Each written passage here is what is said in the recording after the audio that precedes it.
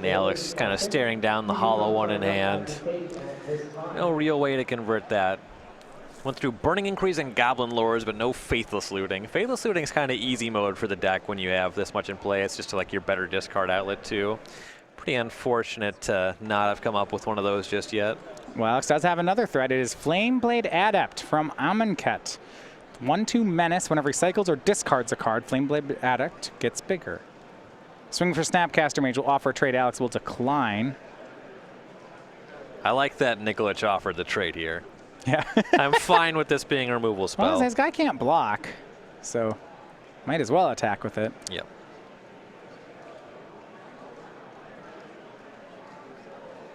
Every other card in Ben's deck is a removal spell. Might as well have Snapcaster be one too. Right. Make it more on theme. Faithless Looting from Alex. That's a very powerful card right now. Really good draw. Yeah, it draws land and bolt.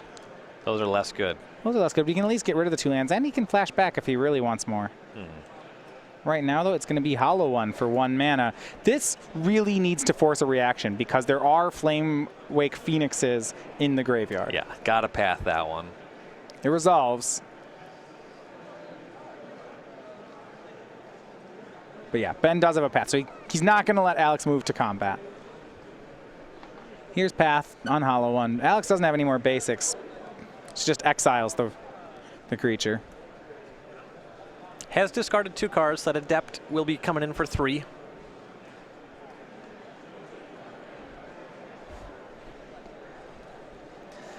Nikolich has mana up to activate that Azcanta the Sunken Rune and cast a Lightning Bolt on the Adept as well. Yeah, Azcanta's has already done a lot of work for Ben, and it's going to continue doing so. Lightning Bolt shoots down the Flame Blade Adept. So Ben still only takes 2 as he continues to activate this Azcanta. And you were talking earlier about how Jeskai is going to try to just out-removal their opponent, and that seems where Ben's headed as he finds Cryptic Command. Yep, and with that Cryptic Command, you saw there Alex will only produce 1 Hollow One, still no Gurmag Angler, so that will cover another turn of finding a 4 or more power creature.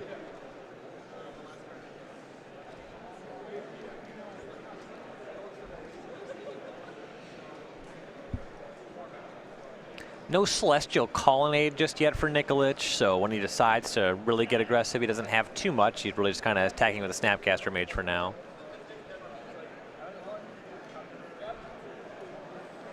I see flashback on Faithless Looting for Alex. Looks like discarded a Street Wraith. He didn't want to cycle. That makes sense when you're at this low life total. Yeah, it is a race at this point.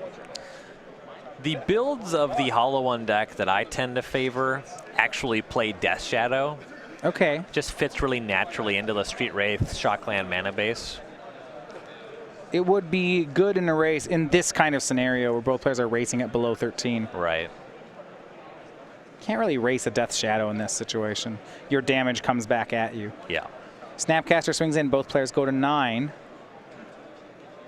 So even on the board, Alex swinging first, but Ben gets to keep using that Azcanta.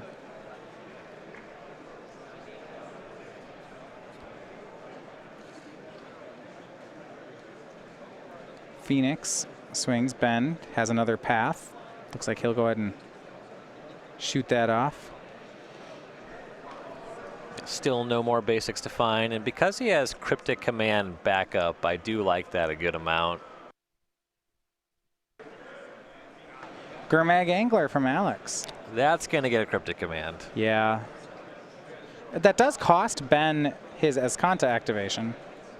I think that's an acceptable loss. I mean, Ben countered Drew. He could have counter-bounced Snapcaster, but no interest. He wants actually to keep his threat on the board. Yeah, he does want to close the game. Says, ask Alex if he can look at the graveyard. Bunch of Phoenixes, huh?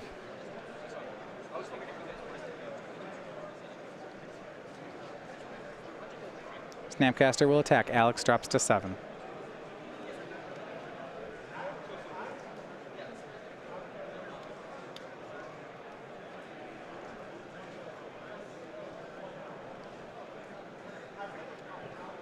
Nikolich reaching for a lot of mana here. Yeah, 4 main phase. Gideon Ally of Zendikar. Oh my. That card has some closing power. Yeah. If we're thinking about it being a race, Ben has won that race. Gideon is a huge one. Yeah, that's lethal next turn. Yeah, he'll pass over to Alex. Alex going to draw, but not going to be able to outrace the Planeswalker. Not even sure he could outrace the Snapcaster. Cast Street Wraith. Sure. That is a creature that can chump block Gideon Ally as Zendikar. Ben will go to work. He will use Field of Ruin to blow up a land. Interestingly, you have to shuffle when your opponent Field of Ruins you. Yep. Because it is both players then shuffle their library. Yeah, there's no maze about it.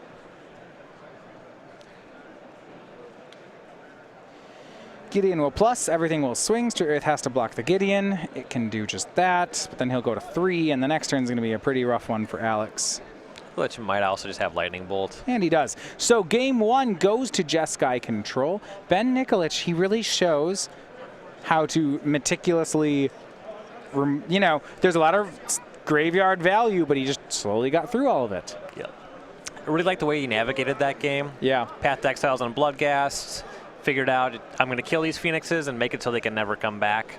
Just managing the 4-power creatures. Yeah, and the Ben can do that. Game 1 bodes pretty well for the matchup, as he'll only get better out of sideboarding. We'll be back with that sideboarding and the next game after these words.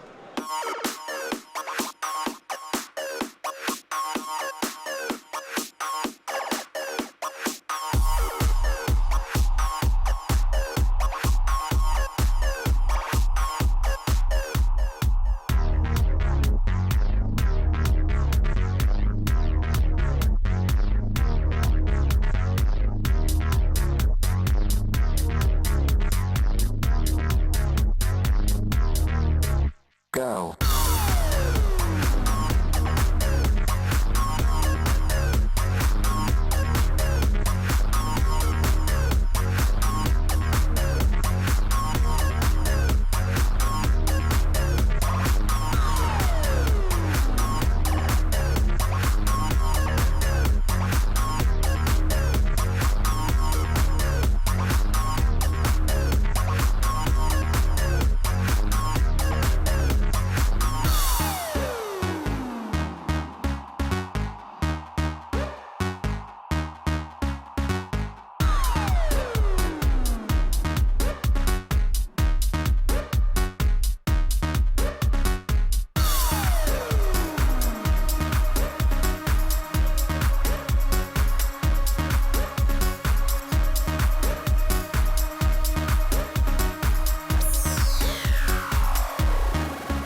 Go.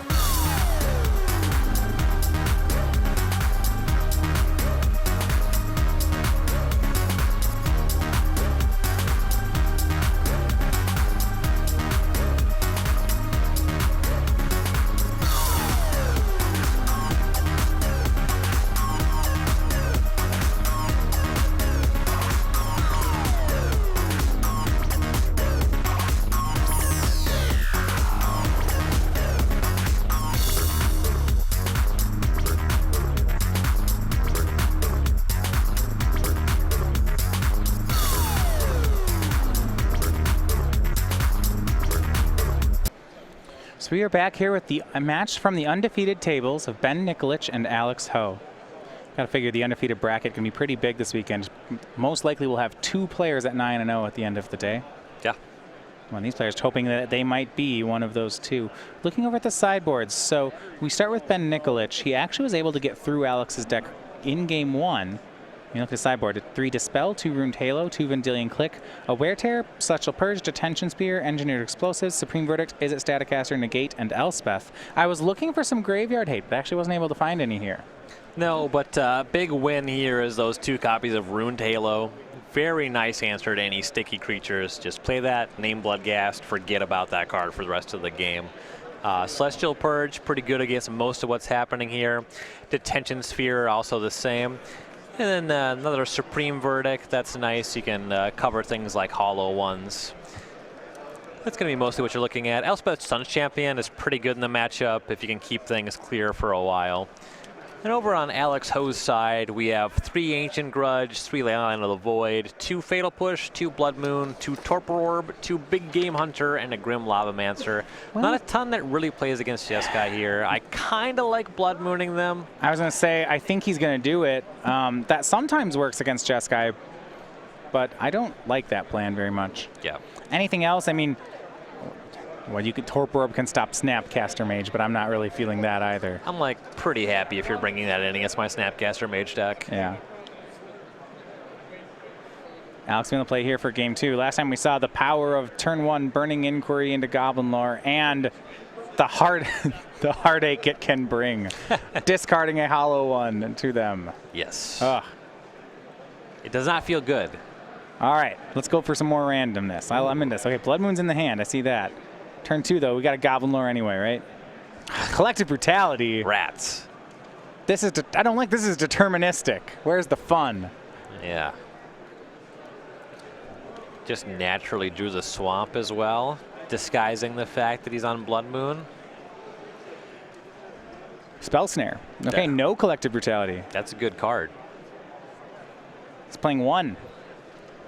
It was smart of him to draw it. Go back over to Ben Nikolich. All right, if he plays that Sulfur Falls instead of, I was going to say that'd be real bad. Yeah, he also is leaving up Celestial Purge mana here, so Blood Moon not looking to be much of a factor here. You're right. Any red or black permanent. They don't really make hosers like that anymore, but it's still modern legal. Well, here's Blood Moon. Ben will float. And then, yeah, tap the Steam Vent, still calling down for red, and purge away the Blood Moon. Nice extra value there on Ben, preserving the fetch land. I'm in. Sulfur Falls and passes. Yeah, it looks like he's still looking for another land here, so makes sense to leave that uncracked. And more just, it intimidates your opponent. It demonstrates your skill of the rule. Look at my of the understanding of rules. You cannot win. You ever seen anybody float mana through half a phase before? Yeah. I am a powerful wizard. Now you have. Faithless Looting by Alex discards Bloodghast and land. That's not even my best trick. You should just say there's more where that came from.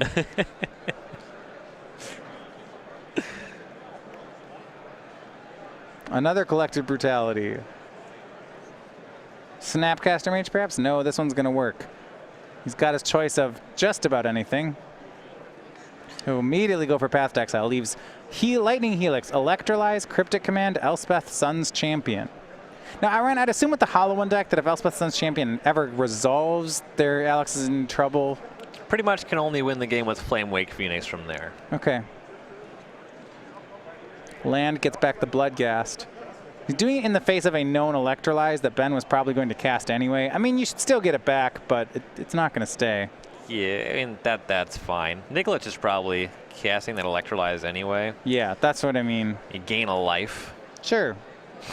1 and 1. Nikolich draws a card. Yeah, Nikolich just wants to keep hitting land drops here. Just turn 6 Elspeth would be very nice. Yeah. And it looks like he did. Field of Ruin, I believe. That'll play. And another one, sure. Flooded Strand passes. Ben once again showing really his mastery with Jeskai control. Just seems very comfortable in this matchup, and it's probably a matchup he hasn't tested very much. Deck's still new. I've been queuing into this deck quite a bit since the Pro Tour. Okay. People like it. It's exciting. Goblin Lore from Alex. Ben could Cryptic Command. Does he care? We'll see. This could end up scary. I think it's worth a Cryptic. All right. And that's something where I haven't been playing too much Control or too much since Blackroot at the Pro Tour. As a Control player, this would be, I wouldn't know this play because I don't have a good sense for how scary Goblin Lore is yet. Oh yeah, I got to counter that. Or what is this? This just draws things. Yeah, so what it boils down to is just nothing has been happening to this point, and the Goblin Lore might change that, and the deck's full of sticky creatures. The Cryptic Okay. Command is not it's not very good against sticky creatures, so if something big does happen from the Goblin Lore, you solve can't it. fix it with Cryptic Command. All right, so that happens. Alex then, with his remaining 2 mana, first casts Faithless Looting, discards Flamewake Phoenix, and looks like Street Wraith. Land, gets back Bloodghast, and says, go. Out of cards. Snapcaster made the pickup for Ben, but he did miss a land drop. Just says, go. Bloodghast will attack, Ben to 13. He has Sphinx's Revelation in hand. That could be a revelation for all of 1. Might even do it. I love Sphinx's Revelation, but in Modern, that card is... I'm never casting it for a satisfying number. I don't really like it in Modern decks. I imagine people will stop playing it entirely once we get our hands on Jace. I agree. Yeah, can't see you playing that when Jace is an option. For 4 mana, he cast Rev for 1. If he played Jace the Mind Sculptor there, it would have been better. That's a good assessment. There we go. That's my analysis, is that he would have rather that was Jace. He will cast Serum Visions, that draws him into land 5, but scries both cards to the bottom as neither of them are land 6. Supreme Verdict, Lightning Helix, Lightning Bolt, and Elspeth are the last 4 in Ben's hand. He's currently taking 2 off Bloodghast. Elspeth puts a stop to that pretty quick. Yes, she does. That is... The way he's really sculpting this game is he's prioritizing lands above everything else. Just wants to make the Elspeth as early as possible. Speaking of lands, it's like Alex has another Blood Moon in hand, but thinking about maybe Faithless Looting it away. I mean, it's just not that good here. Yep. Discards 2 lands. He's going to keep the Blood Moon. I guess it's better than those lands. Those lands can rebuy Bloodghast. Yeah. Lightning Helix will end step shoot down the Bloodghast. Nikolich up to a very safe 15. And down to a comparably safe 14. Yeah, it's just this another time where I feel like Ben has successfully made 2-for-1s and removal spells, and he's going to get to his late game, and it never felt threatening. Yeah, I don't think it's a stretch to say that I'm not impressed by the consistency of the Burning Inquiry deck. Yeah. Alex, it's because he didn't have Burning Inquiry this game. Yeah, that's what I meant. They don't always draw it. That's the problem. Yeah, it's just a lot easier. Nikolich's deck asks much less to just execute a good game plan. 6 mana. Elspeth, Ben got there. And she's going to go to work. Pluses up to 5. 3 soldiers come along. And Elspeth closes games in pretty short order. Yeah, I mean, of all these tap out threats, 6 is really a lot to ask for a deck that plays its lands fairly, one mana per land. But if you're going to play a big threat, Elspeth just closes. Yep. Plus, -7. Win. I mean, it's really not even the minus matters. If you just plus her for enough turns, the game's over. Also true. In matchups where the minus is good, sometimes you minus her and the game is over. Yeah, sometimes you're playing against Shadow and you just minus it, kill their whole team, and then you start plussing, and that's great too. Yeah. Might see a Blood Moon here. Okay. Well, that would do a thing.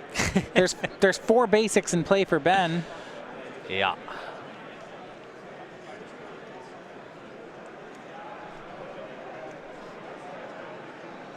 Yeah, this one is all but over.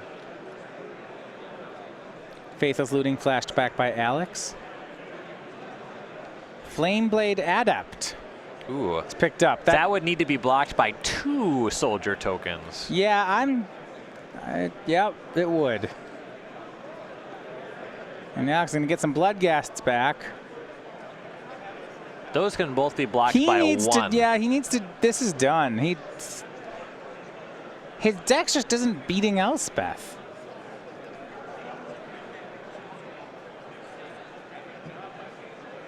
Not from 13, at least. Here's Flameblade Adept as well.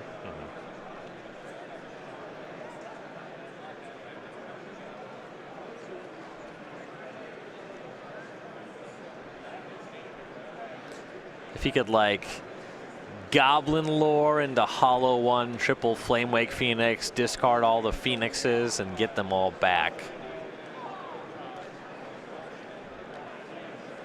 Now, I'm not even going to try to calculate the odds on that. We'll call them low. Especially now that Nikolich is untapped.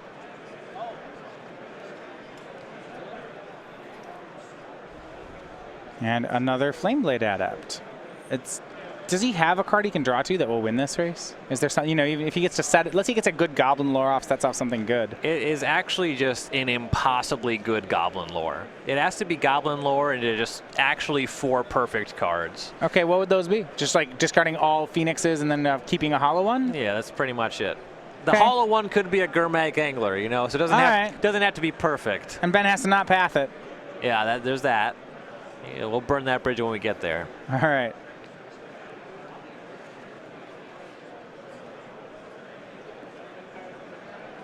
Full swing, Ben makes more soldiers. I mean, ever since casting Elspeth, he has just cast nothing else. Yeah, so it's not really meaningful, but if Ben held back 1 more soldier, he could block all 4 creatures. He can't currently block all 3 of these creatures because of the menace on the Adept. Okay. So Alex could get in at the Elspeth for a point of damage. Yeah, he's done. That's it. And so Ben Nikolich picks up the win 2-0 with Jeskai control. He improves to 6-0. He's 1 win now from day 2 and still undefeated on the weekend. Pretty good matchup for him, I would say. Now, the next step for Nikolich, he wants to dodge some of these Tron decks. Now, for Alex Ho with Hollow One, that's his first loss. Now, you can take up to 2 losses and still make day 2. So Alex is still in a good position with 3 rounds to go. He needs to finish 2-1 to make the cut. Yep, and he'd be fine playing against some of the Tron decks. Yeah, I would think so. Well, Tron's main decking Relic, but it's not a complete graveyard deck. Yeah, it's probably still good. Yeah, you can just have an aggressive draw with Adept and Hollow Ones. All right, so that's going to do it for round number 6. We have 3 rounds to go, meaning it's our first set of win-and-ins coming up next round. Seeing what decks will rise to day 2 here at our 1,000-man tournament. We'll be there. Join us when we come back with round number 7.